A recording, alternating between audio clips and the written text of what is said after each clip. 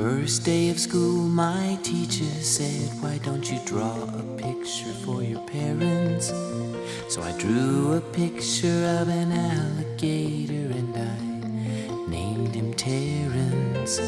When I gave that picture to my mom, she said, "I love pink alligators." Then she bought some magnets and she put my picture on the refrigerator.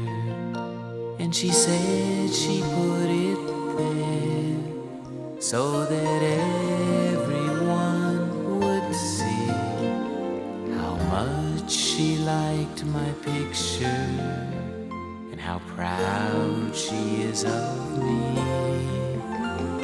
Now when the teacher asks me why a drawing takes so long, I say, 'cause it's a refrigerator picture for my mom. Refrigerator picture for my mom.